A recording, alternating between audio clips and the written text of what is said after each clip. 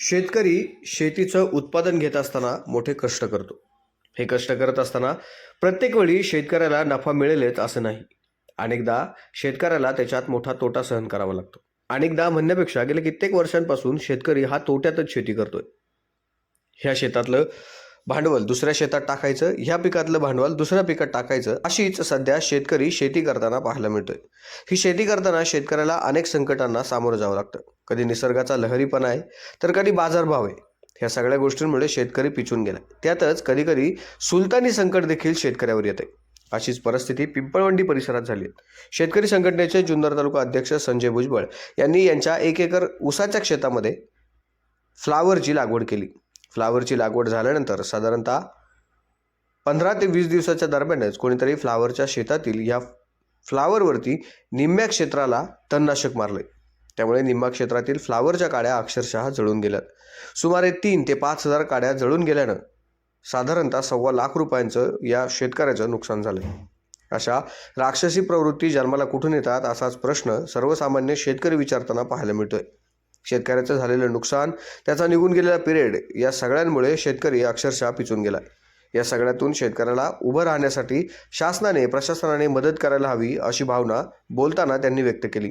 मात्र अशा राक्षसी प्रवृत्तींचा लवकरात लवकर नायनाट व्हायला हवा व अशा माणसांनी देखील आपणही शेतकरी आहोत, शेतकऱ्यानं दुसऱ्या शेतकऱ्याचं हित जोपासायला हवं. अशा पद्धतीने एकमेकांचं नुकसान करून आपण कुठला स्वार्थ साधतो हा प्रश्न या निमित्तानं उपस्थित होतो. संजय भुजबळ यांच्या 1 एकर क्षेत्रात त्यांनी फ्लावरची लागवड केली. ऊसाच्या शेतामध्ये ही लागवड केली आहे. मात्र अज्ञात इसमाने सुमारे 3 ते 5 हजार काड्यांवरती तणनाशक मारले. त्यामुळे या झालेल्या नुकसानीची नुकसान भरपाई होणं आता अवघड होऊन बसले. पुन्हा या ठिकाणी फ्लावरची लागवड करणं तितकंच गरजेचं आहे.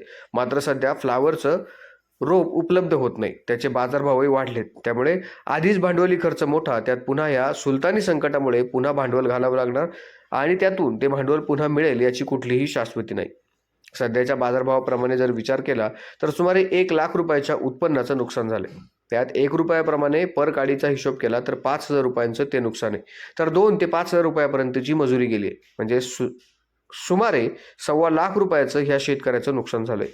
अशा राक्षसी प्रवृत्तींमुळे शेतकऱ्याचं आर्थिक बजेट तर कोलमडतच आहे, मात्र त्याचं कंबरडं मोडतंय. ह्या राक्षसी प्रवृत्तींचा लवकरात लवकर नायनाट व्हायला हवा. असे विचार ज्यांच्या कोणाच्या डोक्यात येतील त्यांनी जरा विचार करायला हवा. पोटच्या पोराप्रमाणे आपण शेती पिकवतो, ह्या पिकाला तळहाताच्या फोडाप्रमाणे जपतो आणि आपल्या एका कृत्यामुळे एखाद्या शेतकऱ्याचं स्वप्न उद्ध्वस्त करताना आपल्याला काहीच कसं वाटत नाही हा प्रश्न उपस्थित व्हायला हवा. मी कुणाकडे या संदर्भात तक्रार करणार नाही अशी भूमिका शेतकरी संघटनेचे अध्यक्ष संजय भुजबळ यांनी घेतली. मात्र त्यांनी जरी अशी भूमिका घेतली असली तरी अशा प्रवृत्तींचा लवकरात लवकर नायनाट व्हायला हवा, इतकंच काय ते. पहा.com, पिंपळवंडी.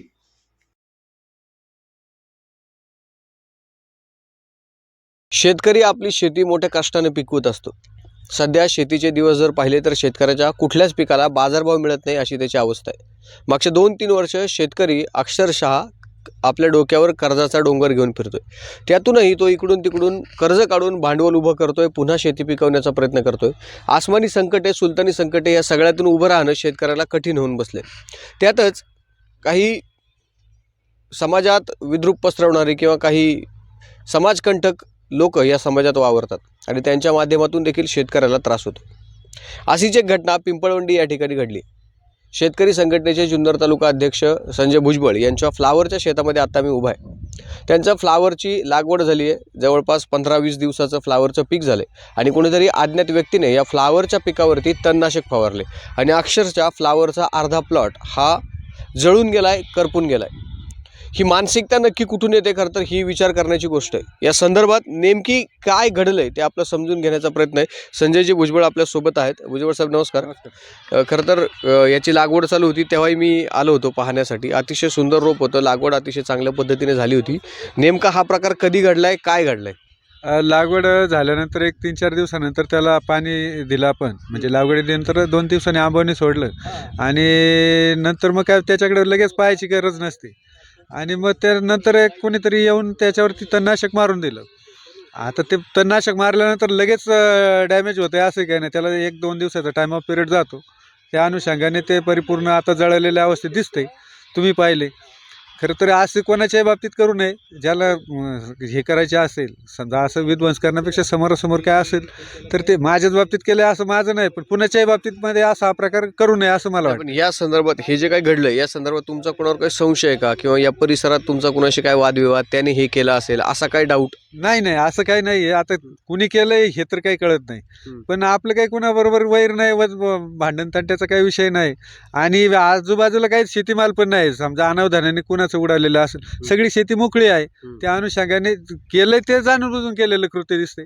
आणि शेजारी पाजारी माल असतं तर अनावधानाने उडाले बाबा असं आपण समजून घेतलं असतं, पण तसा काही प्रकार दिसत नाही. या संदर्भात तुम्ही कुठं काही तक्रार वगैरे दिली आहे का? पुढची काय प्रोसिजर केली आहे का काय? आता काय होतंय, आपण जनरली तालुक्यामध्ये काम करत असताना आपण नेहमी पाहतो की बाबा असे प्रकार वारंवार घडत असतात. आता मध्यंतरी डिंगोर परिसरामध्ये असंच एक प्लॉट, 1 एकरचा प्लॉट तणनाशक मारून टाकला होता. त्याने 2 एकर त्या मालकाने शेती लावली होती. 2 एकरपैकी 1 एकरला मारली आणि 1 एकरच्या 3 साऱ्या तशाच राहिल्या होत्या. खरं तर मग ही दुर्दैवी घटना आहे. कुणाच्या बाबतीत असं प्रकार करू नये. कोणत्याही शेतकऱ्याच्या बाबतीमध्ये पण असं आपलं शेतकरी मत आहे. पण एखादा शेतकरी असं करेल असं वाटत नाही, कारण शेतकरी जर इतक्या तळमळीने किंवा पोटतिडकीने सगळं पिकवतो, तर मग एक शेतकरी असं कृत्य करेल असं वाटत नाही प्रथमदर्शनी तरी. तुमची काय त्याबद्दल प्रतिक्रिया? शेतकऱ्याची खरं तर अवस्था फार वाईट झालेली. आणि शेतकऱ्याची अवस्था पाहता शेतकरी शेतकऱ्याचं नुकसान करेल असं काही नाही. हे हा विध्वंसक प्रकार आहे की बाबा उगीचच काहीतरी पीक येऊ नये वगैरे असं काहीतरी हा प्रकार असू शकतो. किंवा याचं पीक चांगलं इथं आलंय बाबा असं हे होण्याची काहीतरी मानसिकता असते माणसाची. अशी माणसं पण समाजामध्ये आहेत. आता तुम्हाला मगाशी उदाहरण सांगितलं ना, डिंगोरमध्ये पण असाच प्रकार झाला. बऱ्याच ठिकाणी झालेला आहे. पण कधी-कधी काय होतंय का अनावधानाने प्रकार पण होऊ शकतो.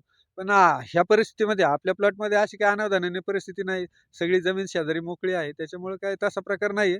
हे जाणून बुजून झालेलं कृत्य आहे. म्हणजे आपण शेतकऱ्यांच्या हितासाठी शेतकरी संघटनेच्या माध्यमातून गावोगाव फिरायचं आणि आपल्या शेतात मात्र कुणीतरी असं कृत्य करून जायचं, हे फार विचित्र आहे ही बाब. आपण जरी शेतकऱ्यांसाठीच काम करत असलो, तरी पण मग काही मंडळी आहेतच ना आपल्या कुणीतरी आपलं गुणगान गाणारे, काहीतरी आपल्यावर शुभाशीर्वाद देणारे. असंही पण म्हणायचं, की बाबा असा प्रकार आपल्या बाबतीत होऊ शकतो. बरं, या संदर्भात पुढची तुमची काय पावलं आहेत? तुम्ही काय तक्रार करणार आहात का? किंवा तुम्ही कृषी विभागाला काही कळवलंय का त्या संदर्भात, नुकसान भरपाई संदर्भात? किंवा आता जे नुकसान झालंय ते साधारणतः किती झालंय त्या संदर्भात काय माहिती? शेतकऱ्याची अवस्था अशी झालेली आहे, की शेतकरी बिचारामुखी कोणी हाका अशी परिस्थिती शेतकऱ्याची. आणि शेतकऱ्याने कोणाकडे तक्रार केली तर त्याला लागलीच न्याय मिळेल. काय होईल? कृषी विभाग किती दक्ष राहील? याच्यावर माझा पण तरी विश्वास राहिलेला नाही.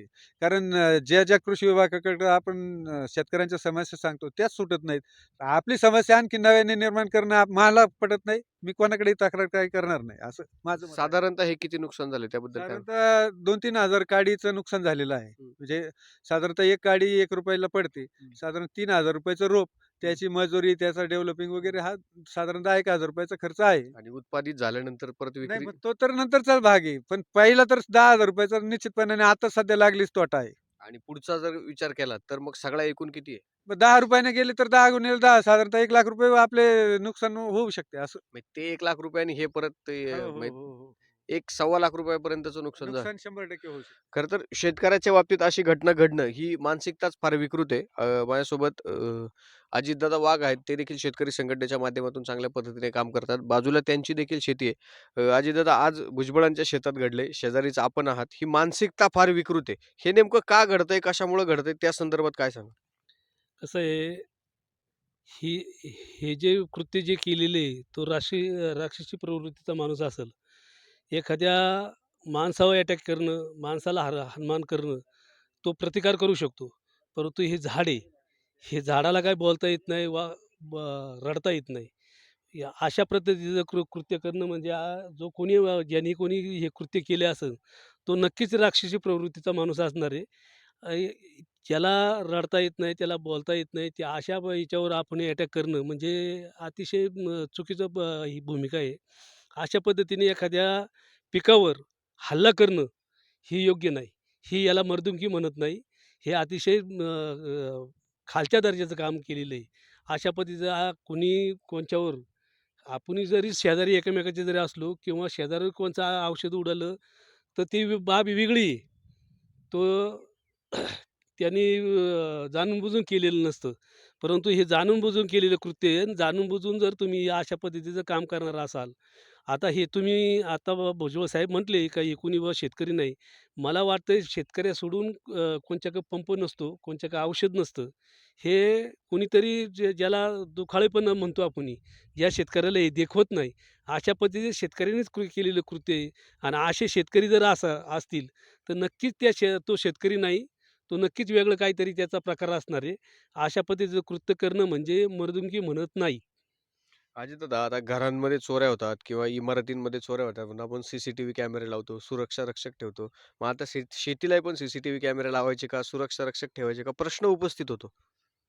हे आता काय झालेलं आहे, मुळात म्हणजे शेतकरी हा जगाचा पोशिंदा आहे. आता त्या शेतकऱ्यांनी पिकवायचं, त्याच्यानंतर ते विकायचं आणि मग बाकीच्या लोकांनी खायचं.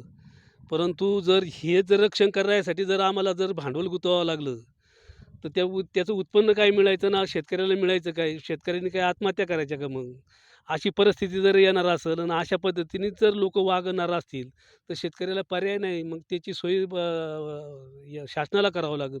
हे CCTV वगैरे हे शासनाने पुरवावं लागतील. जर अशा पद्धतीने होणार असेल, तर शासनाने याची दक्षता घेणं गरजेचं आहे. नक्कीच. खरं तर घडलेला प्रकार हा अतिशय दुर्दैवी आणि राक्षसी प्रवृत्तीचा आहे. खरं तर शेतकऱ्यावर अनेक संकट आहेत. म्हणजे एकीकडे शेतकऱ्याला मी सुरुवातीलाच म्हटलं तसा बाजारभाव मिळत नाही. दुसरीकडे शेतकऱ्याचा भांडवली खर्च मोठ्या प्रमाणावर वाढतोय. जुन्नर तालुका म्हटलं की बिबट्या प्रवण क्षेत्र.